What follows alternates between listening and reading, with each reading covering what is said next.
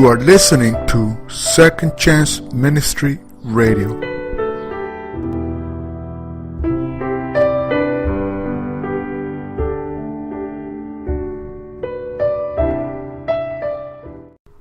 Gods and Kings. Chronicles of the Kings. Shortly after King Solomon's death in 931 BC, the Promised Land split into two separate kingdoms. Israel, the larger nation to the north, set up its capital in Samaria and was no longer governed by a descendant of King David. In the southern nation of Judah, where this story takes place, David's royal line continued to rule from Jerusalem. This narrative centers on the lives of two kings of Judah, Ahaz, who ruled from 732 to 716 BC, and his son Hezekiah, who ruled from 716 to 687 BC. And now, Gods and Kings. Chapter 2. The nightmare jolted Hezekiah awake. He had dreamed of Molech again, the image so vivid that he'd felt the heat of the flames. He lay awake in the darkness, breathing hard, his heart pounding until his chest hurt. He listened for soldiers and distant drums, but the palace hallways were quiet.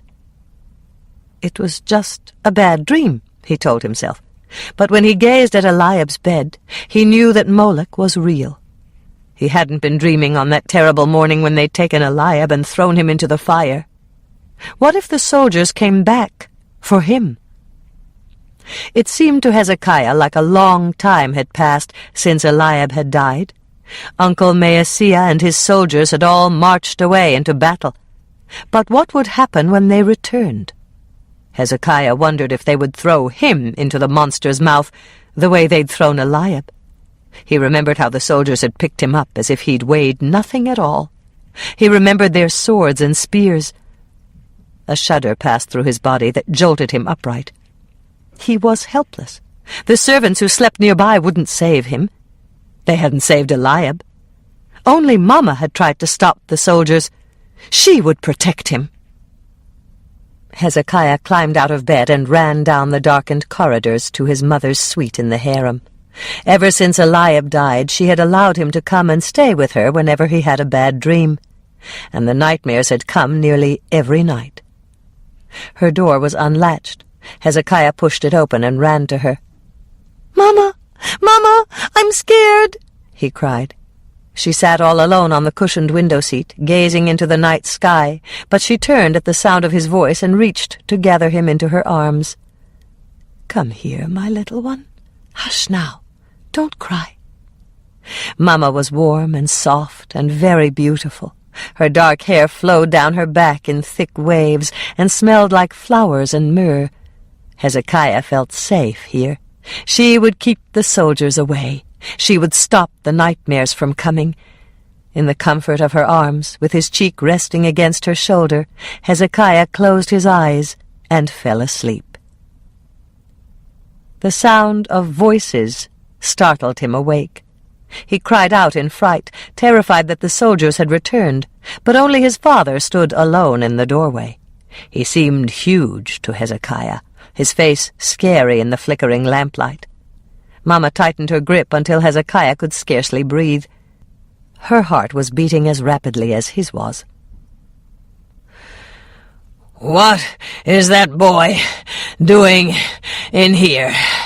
Ahaz asked. He was wheezing from his climb up the stairs to the harem, and his forehead glistened with sweat. "Good evening, my lord," Mama said, her voice almost a whisper. I didn't think you would come tonight. Your son had a bad dream. He came to be comforted, that's all." "Well, send him back to his room." Ahaz seemed so frightening that Hezekiah wished he could melt into his mother's arms. Instead, she slowly released him, lowering his feet to the floor as she stood. Then she tugged on his hand, urging him to bow down to Ahaz, as she was doing. "Your father is our king," she told him. "We must bow to show respect to his majesty." Hezekiah did as he was told. When he glanced up, his father looked pleased.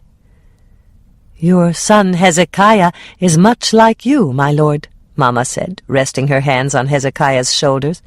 He will make a fine choice to be your heir and successor one day." Ahaz crossed the room until he stood in front of them. Hezekiah's heart raced so wildly as his father studied him that he was afraid it would burst. He wanted to run and hide. "But you aren't my firstborn," Ahaz said. "I gave my firstborn as a gift to Molech." Hezekiah began to tremble as the awful truth sank in. It wasn't the soldiers he needed to fear. It was his father. He was the one who had ordered the soldiers to throw Eliab into the flames. And Ahaz had the power to kill him the same way. At last, Ahaz looked away. He loosened the belt of his tunic as he turned to Hezekiah's mother.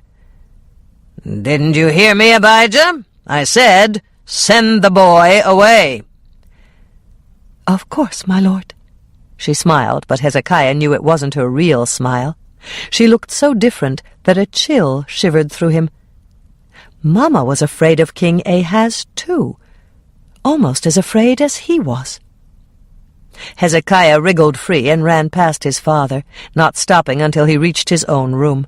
He slammed the door and leaned against it, as if to barricade himself inside. He felt sick with fear. His father had killed Eliab.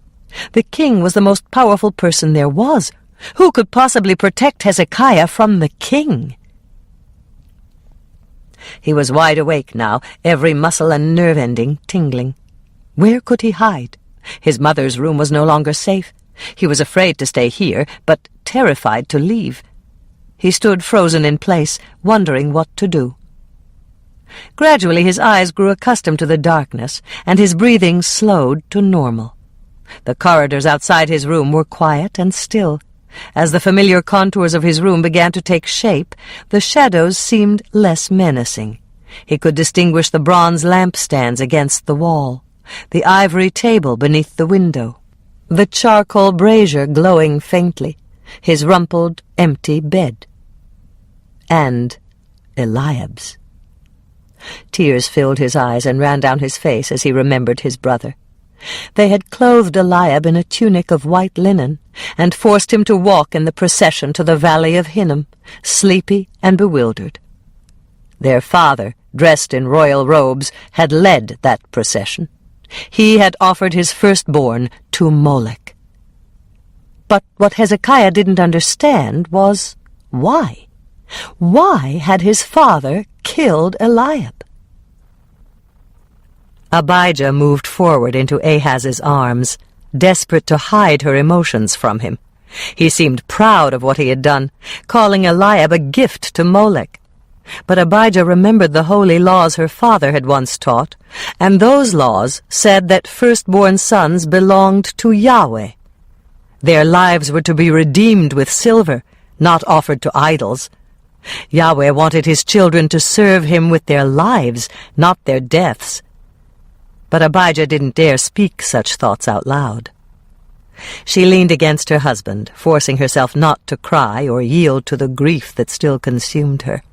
For Hezekiah's sake, she had to push aside her own revulsion as Ahaz's hands touched her. She must smile in spite of her pain. "Do I please you, my lord?" she murmured as she returned his caresses. "This is a good beginning," he said, bending to kiss her. She pretended to return his kisses, to act as if she enjoyed them. Then Ahaz stopped suddenly. "Why do you ask?" he said. Her heart began to pound. She was afraid that she had overacted and made him suspicious. Because I want so much to please you." She hoped he wouldn't see through her clumsy reply, and quickly added, "I know you have several concubines, but I'm your only wife.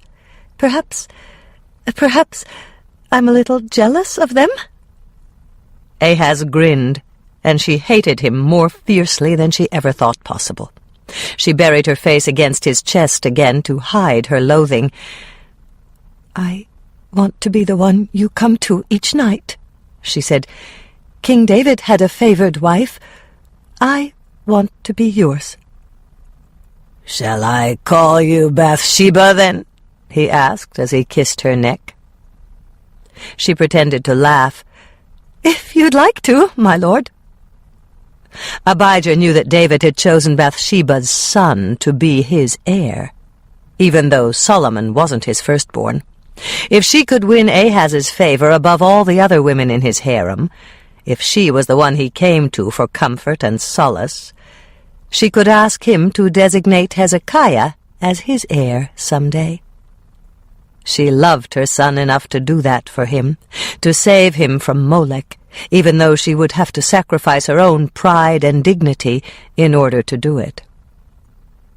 This first night would be the most difficult, she told herself, coming so soon after Eliab's death. Maybe in time she would learn how to close off her mind and pretend she was somewhere else whenever Ahaz came to her. Maybe in time she would no longer be repulsed by him every time she held him. Abijah drew a deep breath and played her part, determined to do everything in her power to please Ahaz, for her son's sake. But when someone interrupted them, pounding insistently on the door, Abijah felt immensely relieved. "Who is it?" Ahaz shouted. "Your Majesty, please forgive me for disturbing you," one of the chamberlains said from behind the closed door, "but a messenger just arrived with news of your army." Abijah felt Ahaz grow tense. She looked up at him and saw his undisguised fear. She thought of Eliab and felt no pity for him. "Just a minute," Ahaz called as he composed himself. Abijah followed him as he crossed the room and opened the door. The chamberlain who waited outside looked very worried. "I'm sorry, Your Majesty. I never would have interrupted you if it hadn't been so urgent." "What's the news?" It's not good, I'm afraid. And there are 2 other reports that I think you should see." Ahaz turned to Abijah, and she saw how unsure of himself he was. He wanted to escape into her arms, not handle this crisis. She knew then that her plan to win his confidence would work. She could take advantage of his weakness and use her charms to influence him. If she could just push aside her revulsion and pretend that she loved him, she could find out what this crisis was about and what his plans were. Because if he was going to offer another sacrifice to Molech, she needed to hide Hezekiah from him. She reached up to caress her husband's neck. "If you would like, my lord, I will gladly come and wait in your chambers until the meeting ends."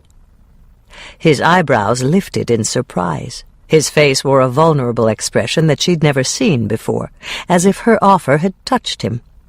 Ahaz had always come to her rooms. She had never offered to go to his before. "I would like that very much," he said. He smoothed his thin, pale hair into place and wiped the beads of sweat from his forehead. Then he turned to his chamberlain. "Why does disaster always strike in the middle of the night?" he asked as they left together. "I don't know, Your Majesty." Abijah closed the door behind them, and their voices faded as they hurried away. She felt filthy for play-acting with him, for allowing her son's murderer to caress her, and she fought the urge to take a bath. This was just the first of many nights she would be forced to spend with him, and she wondered if she would ever get used to being with a man she despised. She sat down on the curtained bed for a moment and allowed the tears she had been holding back to flow. When they were finally spent, she dried her eyes and steeled herself to go downstairs. She would wait for Ahaz in his bedchamber. Hezekiah stood by his door for a very long time, listening to every sound, a cricket chirping in the courtyard below his window, an owl hooting softly in the valley near the spring, a shutter creaking as the wind blew past his window.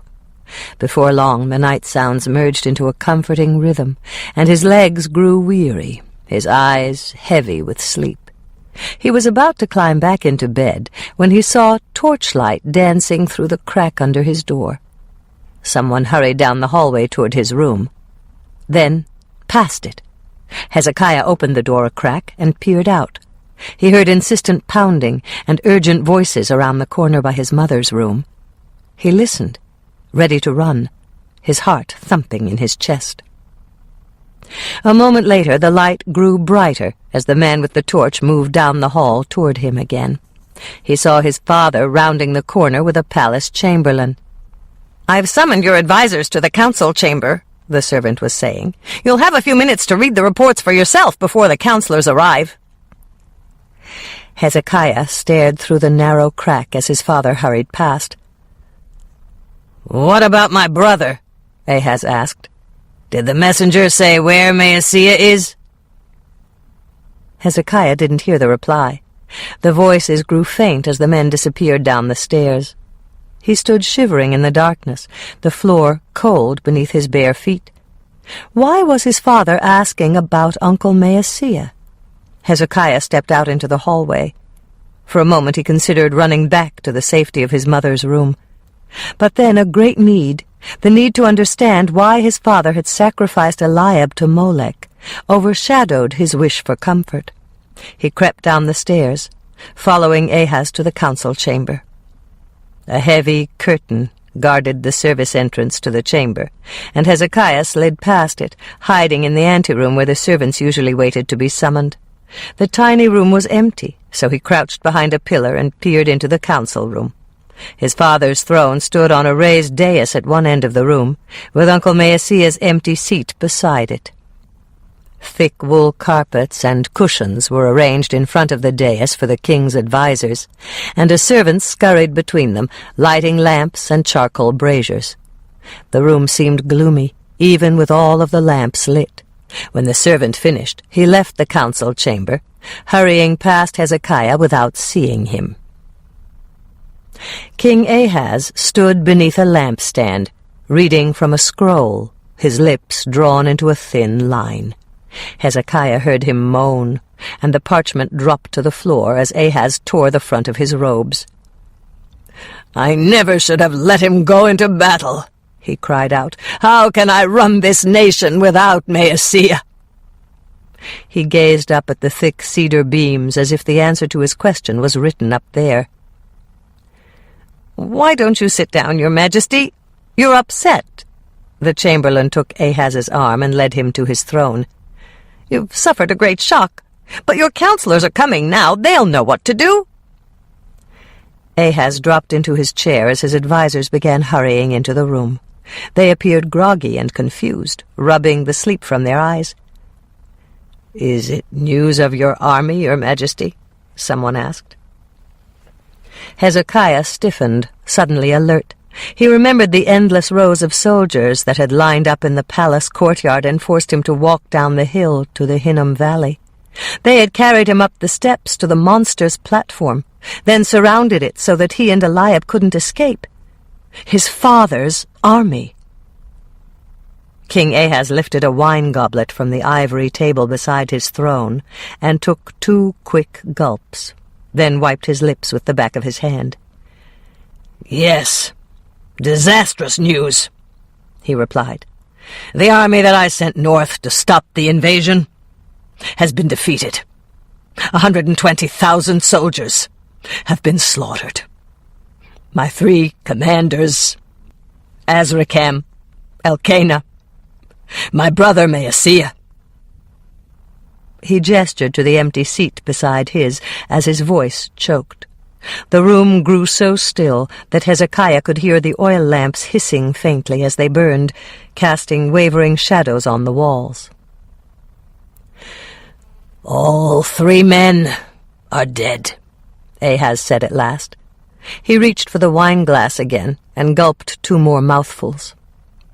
"The enemy alliance proved stronger than we thought. I've lost most of my army, and the invaders are still marching south, overrunning every village and town in their path. They've taken more than 200,000 people captive." Hezekiah heard several of the advisers moan. Ahaz gulped another drink, then gripped the arms of his throne as if to steady himself. "The enemy is heading here. They're going to attack Jerusalem. and try to overthrow my government." Everyone started talking at once, as a ripple of fear coursed through the room. When the shockwave reached Hezekiah, he began to shiver. He crouched lower in the shadows. Ahaz drained his glass, then shouted, "Shut up and listen to me! There's more!" Instantly the room fell silent. "I've had news from the south as well. The king of Edom has taken advantage of this crisis to invade our only seaport. Elath is lost." Once again the meeting dissolved into chaos, and once again Ahaz shouted the men into silence. "There's still more! Our old enemies, the Philistines, have come against us too. They've raided towns in the foothills and the Negev, and have already captured Beth-Shemesh, Ajalon, Timnah, 3 or 4 others I can't remember." The men stared at Ahaz as if unable to believe what he was telling them. "We're being attacked on 3 sides?" someone asked. "Yes." Hezekiah didn't understand what was going on, but he could tell by the tense murmuring that these men were afraid. He listened breathlessly. "What are we going to do?" another man asked. "For the time being, we'll have to forget about the Edomites and the Philistines," Ahaz said. "Our most serious threat is from the Northern Alliance. The Aramean army will reach Jerusalem within a few days. They're organized and powerful, and we have very few soldiers left. So, you tell me, what are we going to do?" He gazed at his advisers for several long moments, but none of them replied. Ahaz's voice rose to a shout. "Doesn't anyone have a word of advice?" A nobleman seated near the front finally stood. "Your Majesty, if Jerusalem is facing a lengthy siege, we must consider our water resources." The man wore several gold rings on his fingers, and whenever he gestured, Hezekiah saw a pattern like fireflies on the ceiling above his head. "The rainy season is still months away," the man continued, "and the city's cisterns are getting low. Is there any way we can defend the Gihon spring? Otherwise, once we seal the city gates, we'll be cut off from our water supply." "I know perfectly well where the spring is," Ahaz shouted. "Everyone in Jerusalem knows that we don't have any fresh water inside our walls. But what can we possibly do about it now? The enemy will be here in a matter of days." He glared at the man as if challenging him to answer. He shrugged and sat down. "So, he has no advice for me," Ahaz said. "Do any of the rest of you?" From the back of the room, almost against the rear wall, a lone figure rose to his feet. "I do, Your Majesty." "Who are you? Come forward where I can see you." "I'm Uriah, High Priest of the Temple of Yahweh." He spoke in a deep, clear voice, and unlike Ahaz's other advisers, he appeared calm. He was tall and powerfully built, and he strode forward with such a commanding presence that Hezekiah curled up in the shadows where he was crouching, suddenly afraid. He couldn't help comparing the high priest to Ahaz, and the king came up short on every point. Uriah had muscular shoulders and a broad chest, but Ahaz was flabby and round-shouldered, with no muscles beneath the fat. Uriah's black hair and beard looked full and thick, while the soft reddish hair on Ahaz's face formed only a scraggly beard. The priest seemed to have no wasted motion, his every gesture sure and powerful, while Ahaz's hands fluttered and fidgeted nervously. Hezekiah was surprised to see his father lean forward in his seat, as if in awe of the tall priest. "You have permission to speak, Uriah." "Your Majesty, our nation needs a strong ally to come to our defense in this crisis. I suggest that we quickly approach one of our neighboring nations for help." An excellent suggestion, Ahaz said, settling back on his throne again. Now the question is, which nation would be most likely to help us?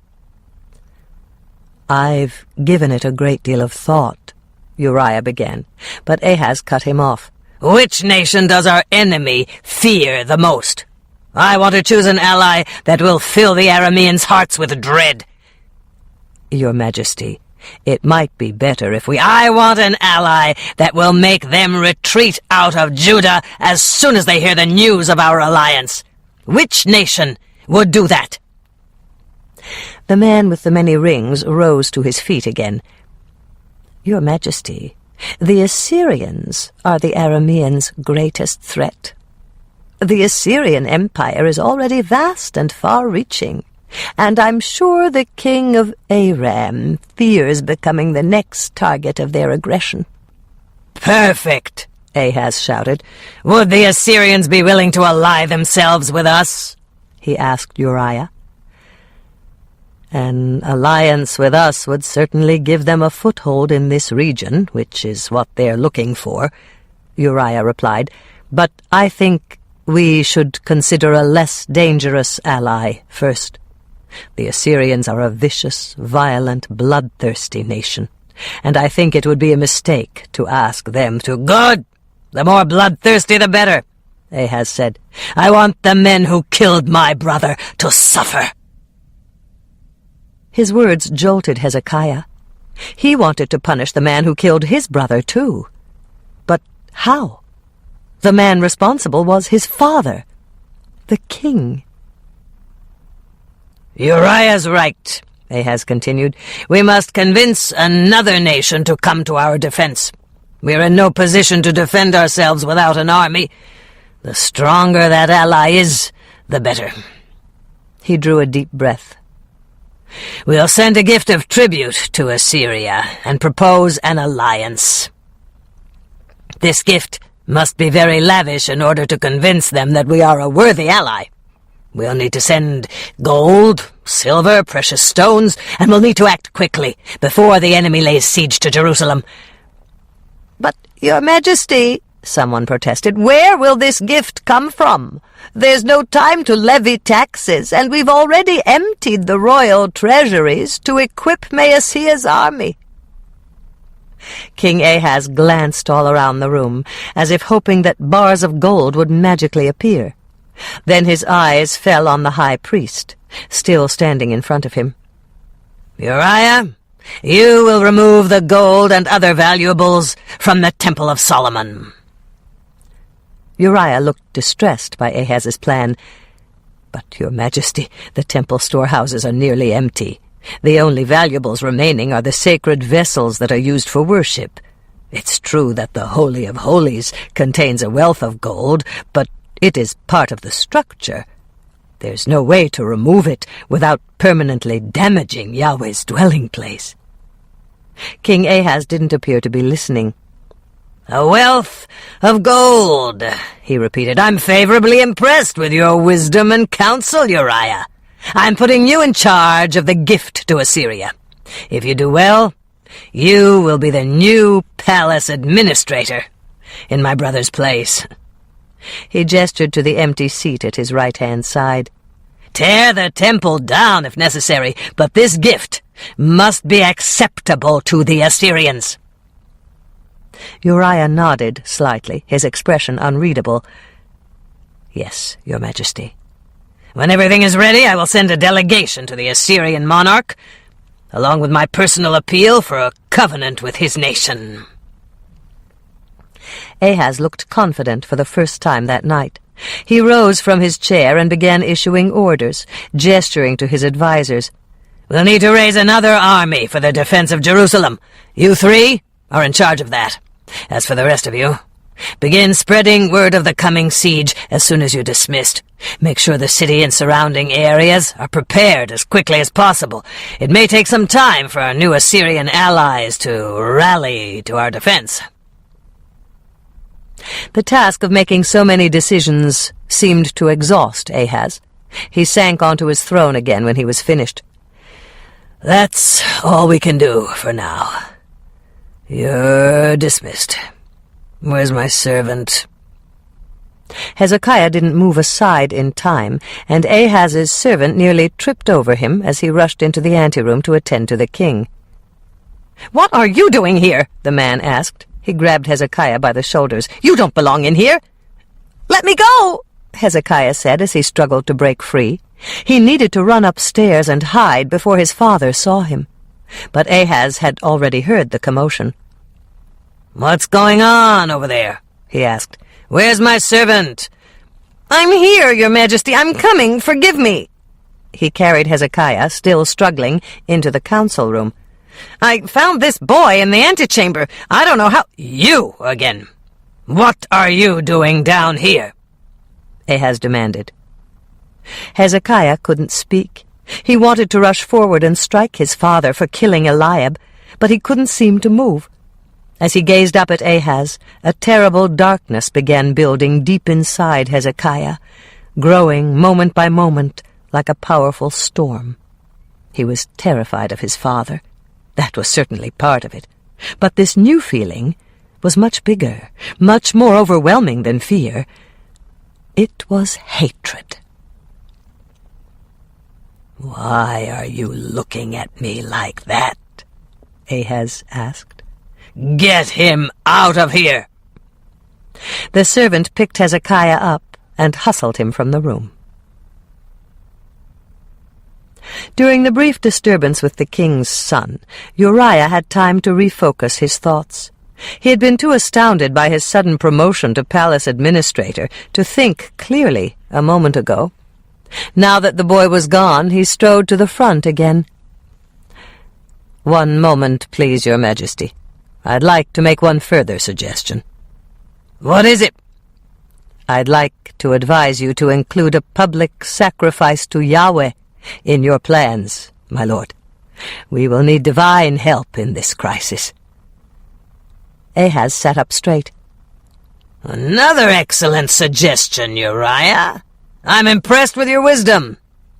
However—" Ahaz gathered the sparse whiskers of his beard together, looking thoughtful. Uriah heard the hesitation in the king's voice as he paused.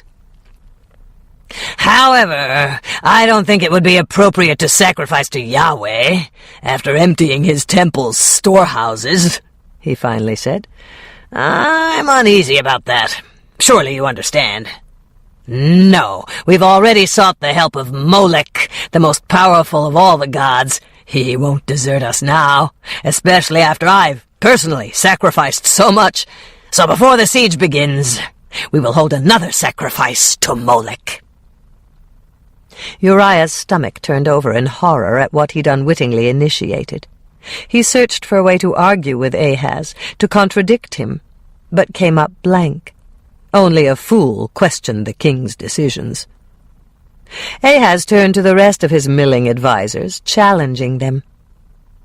"Perhaps those of you who withheld your sons from Molech the last time will consider the great danger this nation is in. We need Molech's great power in this crisis, and so we all must sacrifice a son this time. He's a demanding god, but surely we can father a dozen sons once Molech saves us from destruction." Uriah reeled in shock at the king's words. Ahaz planned to kill another son, another of Abijah's children. As high priest, Uriah was sworn to fight against idolatry, not promote it. How had his advice to the king gotten so out of control? "The sacrifice to Molech must take place as soon as possible, before the siege begins," Ahaz continued. He turned to Uriah. "I will leave all the preparations for it in your hands." Uriah felt all the blood drain from his face as he stared at Ahaz. For a long moment he was unable to speak. When he finally did, his voice didn't sound like his own. I'm a priest of Yahweh, your majesty, not Molech." "You're the new palace administrator," Ahaz thundered, gesturing to his brother's empty chair. "Unless you don't want the job?" Uriah stopped breathing. He had mere seconds to make the biggest decision of his life, a decision that would set the course of his future. He could sit at the king's right-hand side, or he could refuse. "Of course, Your Majesty," he finally said, bowing slightly. "As you wish." "Good. Then you're dismissed." It took an enormous effort for Uriah to walk from the room on his trembling legs.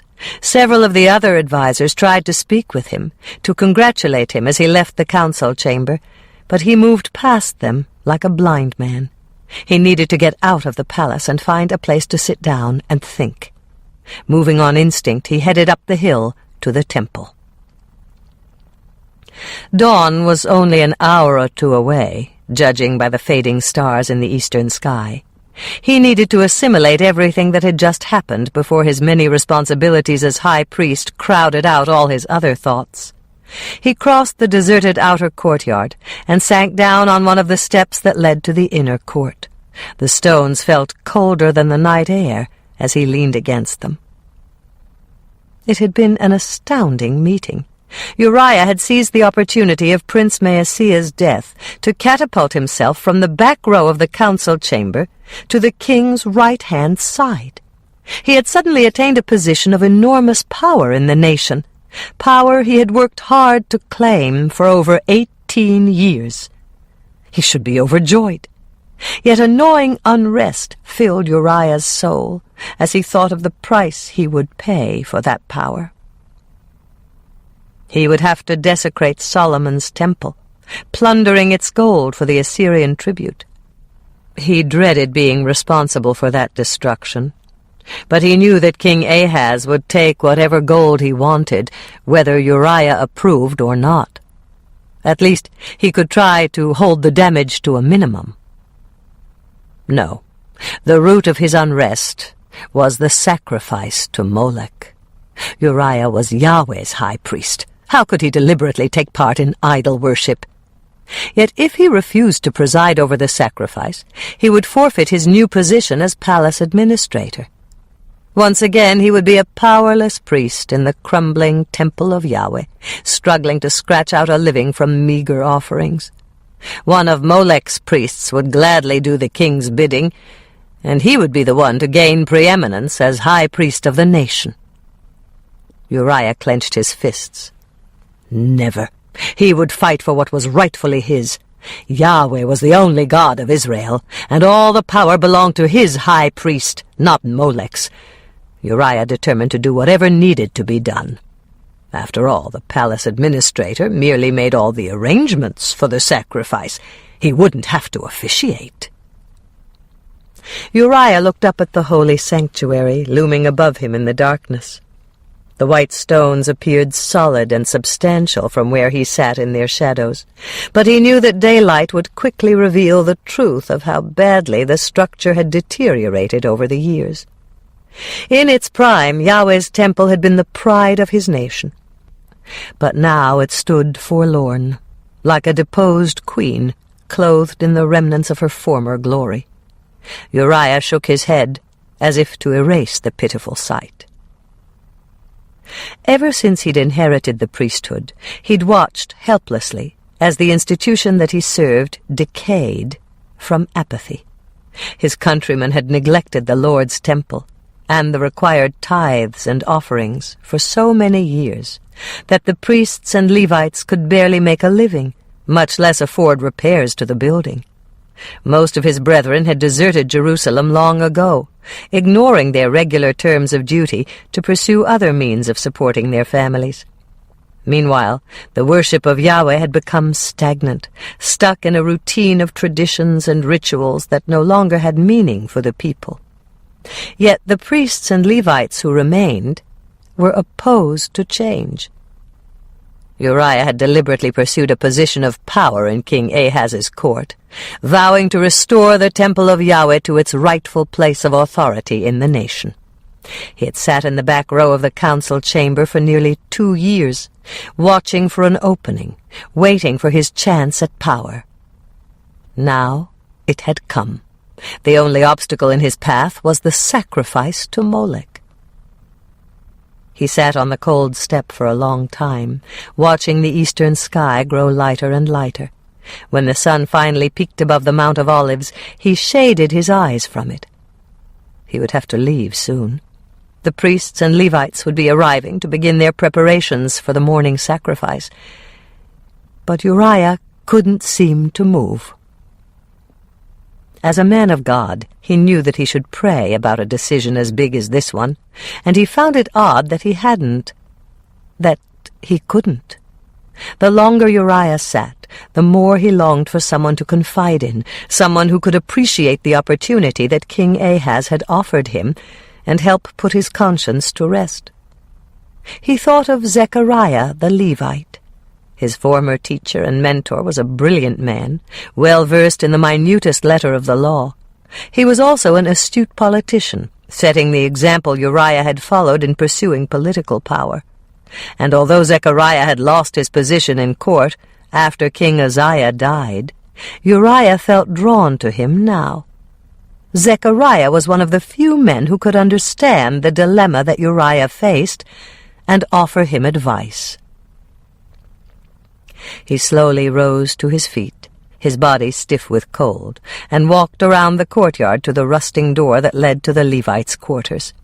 He paused in the dim corridor outside Zechariah's room. Seeing his former teacher always brought back memories of Abijah, and with those memories, a sense of hopeless frustration. Uriah had always known that she couldn't belong to him, but that knowledge hadn't stopped him from wanting her. He had loved Abijah since the first day he'd seen her, the first day he'd become her father's pupil. And his love for her was the only thing in his life that he'd never been able to control. He loved her still, the king's wife. Uriah finally forced Abijah from his mind and rapped on her father's door. While he waited, he thought of all the changes in his mentor's life, how Zechariah had fallen from political power, how he'd lost his home, his wife, his health. When no one answered the door, Uriah realized that he hadn't seen Zechariah in months. He nearly turned away, then decided to knock one more time. "Go away," Zechariah called from inside. "Leave me alone." Uriah stared at the closed door. He had put on a show of great self-confidence before the king a short time ago, but he suddenly felt inadequate before the man he had always admired and sought to emulate. "Rabbi Zechariah, it's me, Uriah. May I have a word with you, please?" Several minutes passed before Zechariah opened the door. He looked confused, his eyes bloodshot and unfocused, his robes rumpled and sour-smelling, as if he'd slept in them. Uriah nearly turned away a second time. This couldn't be the respected Levite, the man who had once sat at the king's right hand. But it was. The man Uriah remembered was tall and lean and strong. But now Zechariah's shoulders stooped, as if bearing a heavy load. The spark of intelligence had vanished from his distinguished face and green eyes, and his pale features looked drained of life. He was barely 55, but his unkempt hair and beard made him appear much older. "Uriah, come in, Zechariah stammered. He led the way into the room, staggering slightly, and cleared a place in the clutter for Uriah to sit. "I'm sorry if I've disturbed you," Uriah began, "but I need to talk to you." He struggled to conceal his shock at the change in Zechariah. He could barely remember why he had come. "I'll get some wine," Zechariah said. He tottered over to a shelf and produced a skin of wine and 2 goblets. Uriah winced with embarrassment. No, thank you, Rabbi. It's too early for me. But please, you go ahead." He felt ashamed for Zechariah. Coming here had been a mistake. Uriah stared at the floor, groping for words, wishing he could leave. Zechariah took a few quick gulps from the wineskin. Then, with a pathetic remnant of his former dignity, he pulled up a stool and sat opposite Uriah. What did you need to talk to me about? Uriah saw the respected teacher he had come to seek as if through a dingy curtain. He cleared his throat. Rabbi, I have just come from a meeting with King Ahaz. I wanted you to be the first to know. I've been appointed palace administrator. But what about Prince Maaseiah? Our army has been defeated. We've suffered enormous losses. The prince is dead. It's a great honor for you, but Prince Maaseiah, Zechariah's confusion didn't seem to be caused by the news. His gaze darted all around the room as if he wasn't quite sure where he was.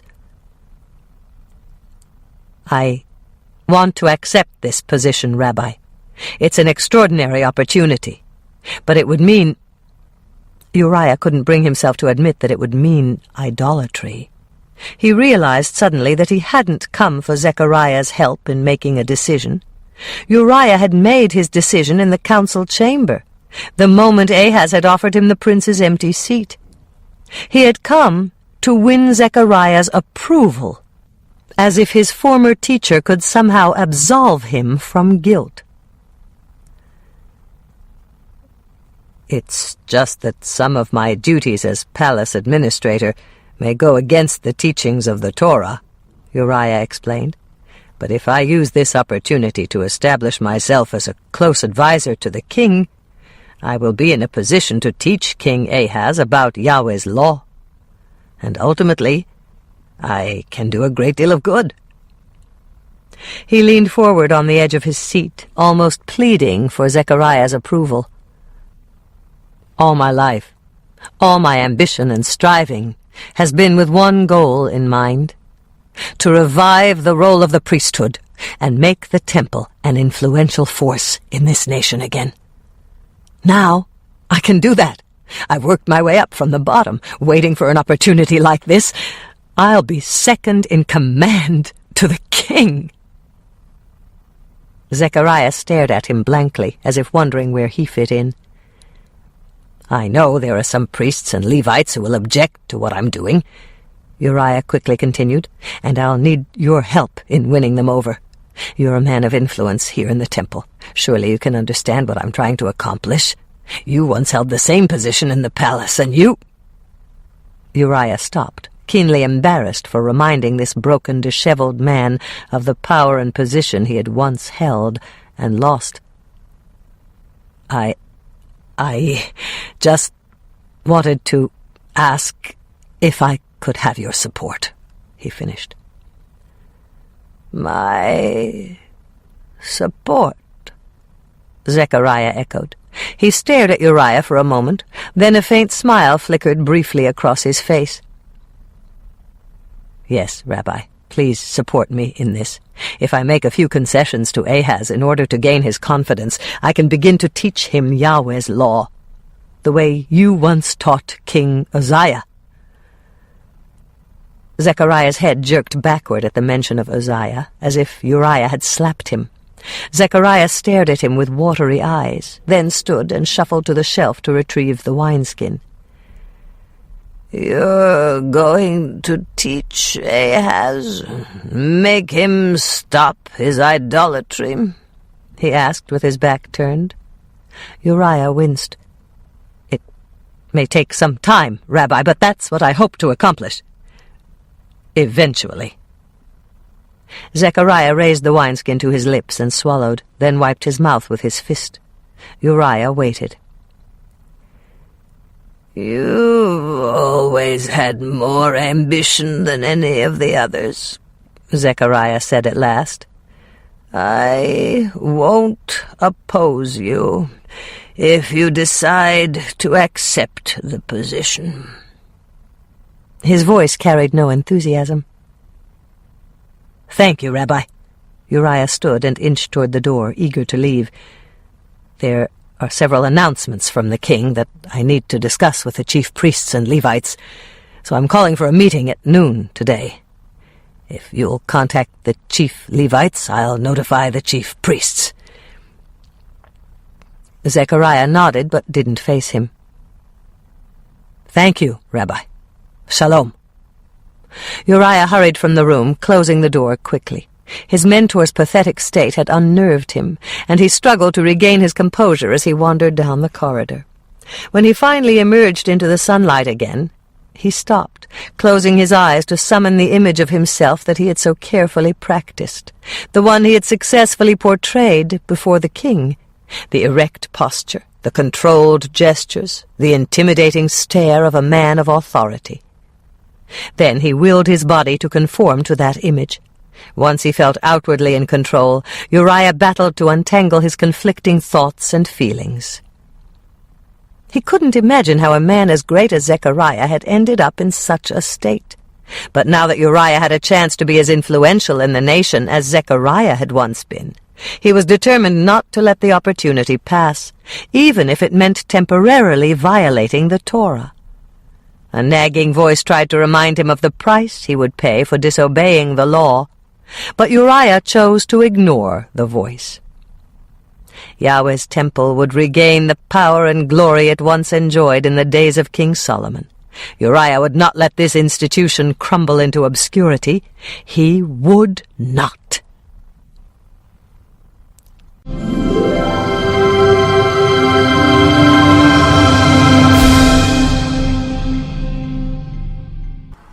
You are listening to Second Chance Ministry Radio.